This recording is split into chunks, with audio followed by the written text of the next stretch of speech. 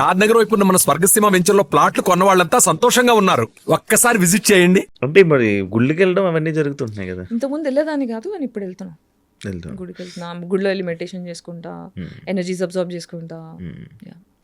Actually మీకు ఇలాంటి situation జరిగింది, మీ ఎలాంటి వాతావరణంలో పెరిగారు, అన్నీ జరిగాయి కదా. అంటే పెళ్లి చేసుకోవాలి, ఒక పిల్లలు, ఆ పిల్లల్ని మంచి చూసుకోవాలి, వాళ్ళకి అన్నీ నేర్పించాలి, ఇలా జరగాలి అలా జరగాలి. మన జనరేషన్, మన వారసులు, మన వారతత్వం అది పెంచి కొంచెం మంచిగా నేర్పించి మంచిగా సొసైటీలో ఉండాలనే ఆలోచన అలాంటివి ఉన్నాయా? చేస్తున్నాను కదా ఆల్రెడీ పేరెంటింగ్ సొసైటీకి. ఓకే, ఇప్పుడు నేను ఒకటి చెప్తా. కుటుంబం ఉంది అంటే అమ్మ నాన్న పెళ్ళాం పిల్లలు. మీ కుటుంబం సైజ్ ఎంత అంటే వాళ్ళే. నా కుటుంబం లేదు, నా కుటుంబం సైజ్ నా దేశం. అర్థమైందా? నా కుటుంబం నేను అలా చూస్తున్నా. సో ఇప్పుడు తల్లి తండ్రి పిల్లలు నన్ను ప్రేమిస్తున్నారా లేదా అని చూడరు, వాళ్ళ బాగోగులు చూస్తారు. నా పిల్లలు నాకు ఏం చేస్తారు అని చూస్తే వాళ్ళది ప్రేమ కాదు. అన్కండిషనల్గా ఎప్పుడైతే పిల్లల్ని ప్రేమిస్తారో అది రియల్ ప్రేమ ఫ్రమ్ తల్లిదండ్రి. అదే చేస్తున్నాను నేను సొసైటీతో. సొసైటీలో ఏజ్కి సంబంధం లేకుండా నేను అందరినీ పిల్లల్లా కన్సిడర్ చేస్తున్నాను కాబట్టి ఎడ్యుకేట్ చేయాలి, అందరు బాగోగులు చూసుకోవాలి, అందరు సంతోషంగా ఉండాలని వీడియోలు చేస్తున్నాను. అవును, మీరు మంచిగా చేస్తున్నారు, బట్ ఆ సొసైటీ మిమ్మల్ని యాక్సెప్ట్ చేయట్లేదు కదా. జవాబు దొరకాల్సిన వాళ్ళకి దొరికేస్తున్నాయి. మీరు కామెంట్ సెక్షన్లో చూడండి, 10 మంది తిడతారేమో, 50 మంది thank you for doing this, it is helping me. Comments పట్టించుకుంటారా? అన్నీ చూస్తా, పట్టించుకోవాల్సినవి పట్టించుకుంటా. ఇప్పుడు రోడ్డు మీద వెళ్తుంటా, మురిగే కుక్కలు ఉంటాయి, మురిగే కుక్కలు పట్టించుకోను. ఏదైనా కుక్క క్యూట్గా వచ్చి నాతో ఆడుకుంది అనుకో, వెళ్ళి ఆడుకుంటా, నేను కుక్క పిల్లలు అయిపోతా. యాక్చువల్లీ నాకు ఇంకొక డౌట్ ఉండే, మీ గురించి తెలుసుకున్నప్పుడు నాకు ఇంకోటి వచ్చింది.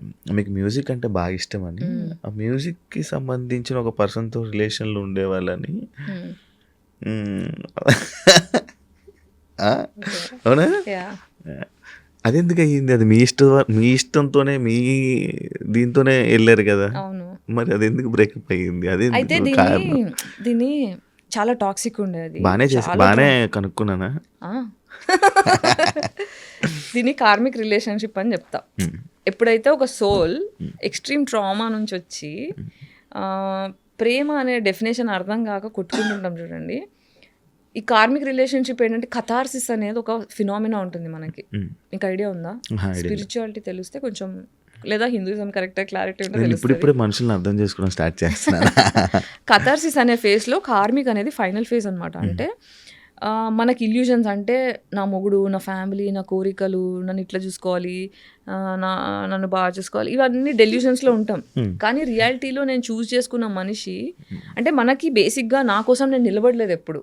సో నా కోసం నేను నిలబడాలి అంటే ఇచ్చి కొట్టాలి. ఒకటి కొట్టాలంటే ఫిజికల్గా కాదు, మెంటల్గా. Self respect. దెబ్బ తగిలితే జ్ఞానం వస్తుంది అంటారు కదా, ఆ జ్ఞానం రావడానికి తగిలిన దెబ్బది. సో చాలా ట్రామటైజ్ అయిపోయా, చాలా డిప్రెషన్లోకి వెళ్ళిపోయా, ఆరోగ్యం మొత్తం ముడిసిపోయింది. ఆయన కూడా ఇబ్బంది పెట్టారు అఫ్ కోర్స్. కానీ ఇప్పుడు నేను ఏం చెప్తున్నానంటే, నన్ను ఇబ్బంది పెట్టిన వాళ్ళందరూ కూడా వాళ్ళు ఇబ్బంది పెట్టాలని పెట్టరు. వాళ్ళు ప్రేమలో పెరగాక ట్రామాలో పెరిగి వాళ్ళు ప్రేమ అనుకుంటూ ట్రామానే ఇచ్చారు. So I forgive them because వాళ్ళు సంతోషంగా లేకపోవడం వల్ల ఇవన్నీ జరుగుతున్నాయి. పేట్రియార్కి పితృస్వామ్య వ్యవస్థ మొగోడిని ఎలా కుడిపించిందంటే ఇలా రాక్షసుడిని, జంతువుని తయారు చేసి కుడిపించింది. సో ప్రేమ, అమ్మ ప్రేమ సరిగ్గా అర్థం చేసుకొని మొగోడు చేసే పనులు ఇవి. వచ్చే అమ్మాయిని హింస పెడతాడు. సో మదర్ వుండ్ ఎప్పుడైతే హీల్ చేసుకుంటారో అబ్బాయిలు, అప్పుడే అమ్మాయిలను సరిగ్గా ప్రేమించగలుగుతారు. అమ్మాయిలు ఎప్పుడైతే ఫాదర్ వుండ్ హీల్ చేసుకుంటారో అప్పుడే కరెక్ట్ మొగోడిని ప్రేమించగలుగుతారు, కరెక్ట్గా ప్రేమించగలుగుతారు. నాకు గాయత్రి గుప్తా మాటలన్నీ బాగా నచ్చుతున్నాయి, అన్నీ బాగున్నాయి, జనాలకు కూడా మంచిగా అనిపిస్తుంది.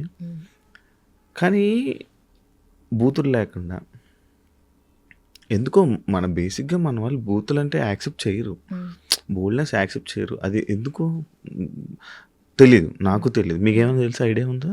అంటే పద్ధతి, పవిత్రత అని అది యూఎస్పీ పెడతారు కదా. ఇప్పుడు మనకి ఏంటి, అందరూ తెల్ల బట్టలు వేసుకొని నీట్గా ఐరన్ చేసుకొని బట్టలు వేసుకోవాలని కోరుకుంటారు. ఇప్పుడు బురదలో పడాలనుకోడు. కానీ బురదలో పడకుండా ఉంటామా? జీవితంలో ఏదో ఒకసారి పడుతూ ఉంటాం కదా.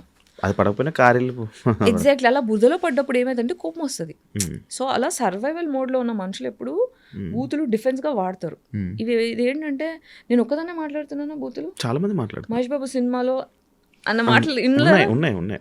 మన రామ్ చరణ్ తేజ్ది పెద్ద సినిమా ఉండే చూడండి దాన్ని రామ్ చరణ్ రంగస్థలంలో బూతు వాడలేదు. నాకు రాలేదేంటి సడన్గా? అదే ఇది గుర్తు తెచ్చుకుంటున్నాను. ఆయన కొంచెం వినపడదు కదా, అది గుర్తు తెచ్చుకుంటున్నాను. రైట్ రావట్లే. అందరూ బూతులు మాట్లాడలేదు, మాట్లాడారు.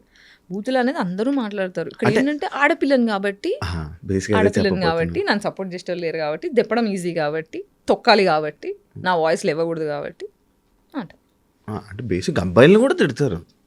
అసలు బూతులు అనేది డిఫెన్స్ అండి. బేసిక్ దాని మీద కూడా ఒక వీడియో, యూట్యూబ్ వీడియో చేసిన. అదే అది లేకుండా ఇంకొకటి సైకలాజికల్ గా ఈ మధ్యనే అంటే రీసెర్చ్ లో కనుక్కున్నది ఏంటంటే బూతులు మాట్లాడిన ప్రతిసారి డోపమిన్ రిలీజ్. నేను విన్నా, అది రీసెంట్ గా విన్నాను అది కూడా.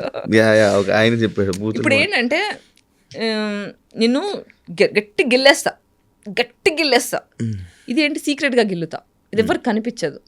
నువ్వు అప్పుడు బూతు మాట్లాడతావు, బూతు మాట్లాడితే అది రికార్డ్ చేస్తావు. ఈ గిల్లదు ఎవరికి కనిపించట్లా, బూతు మాట్లాడితే కనిపిస్తుంది.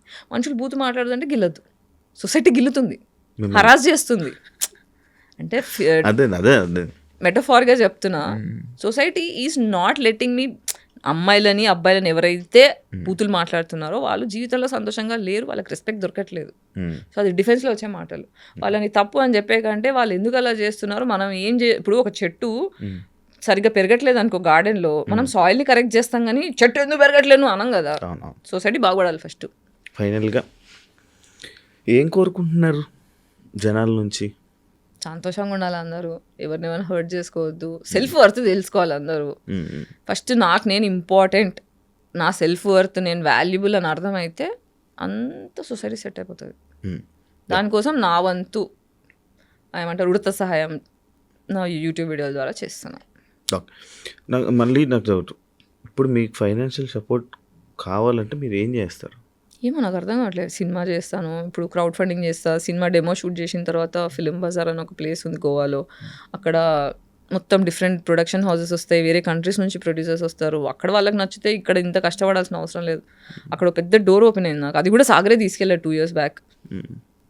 అక్కడ ఏంటంటే మన స్టోరీ డెమో ప్రజెంట్ చేసుకోవచ్చు, మన స్టోరీ నచ్చింది అనుకోండి, అక్కడిదక్కడ ప్రొడ్యూసర్ డబ్బులు పెట్టేస్తారు. అదొక ఆప్షన్ ఉంది. ఇంకా మా చిన్న చెల్లి అక్టోబర్లో కొన్ని డబ్బులు సేవ్ చేస్తుంది నా కోసం. సో కొంచెం బిజినెస్ స్టార్ట్ చేయడానికి చిన్నపాటి ఇన్కమ్ సోర్స్ బిజినెస్ స్టార్ట్ చేయడం కోసం ఐడియాస్ అన్ని క్యూరేట్ చేస్తున్నా. ఫుడ్ బిజినెస్ స్టార్ట్ చేద్దామని. అది ఇన్ని ఉన్నాయి, మీ పాత యాంకర్ జాబ్ ఎందుకు రావాలనుకోలే? యాంకర్ జాబ్ కోసం నా కొంచెం హెల్త్ బాగా YouTube channels, TV channels, news channels, YouTube channel అన్నీ తిరిగా. చెప్పా nobody wants to work with me. తిరిగా. అందుకే ఇప్పుడు యూట్యూబ్లో నేను ఏం చేస్తున్నా, యాంకరింగే చేసుకుంటున్నా సొంతగా, ఏమి యాక్సెప్ట్ చేయలేదని చెప్పి. Thank you so much. నాకు మంచి పాడ్కాస్ట్ ఇచ్చి నాకు కొన్ని చాలా తెలియని విషయాలను చాలా తెలిసేలా చేసినందుకు. అండ్ నేను ఇంకో చాలా మిస్ అయ్యానని అనిపిస్తుంది.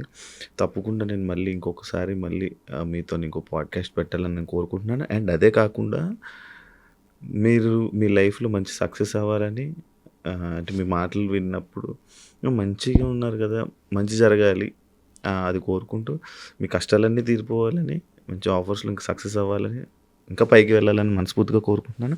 Wish you all the best. Thank you so much. అందరూ హ్యాపీగా ఉండాలి. సర్వే జన సుఖినో భవంతు. ఇదైతే నేను ఇలా ఈ మాట ఎక్కువ అనడం స్టార్ట్ చేశా. I'm manifesting peace for everybody in our country.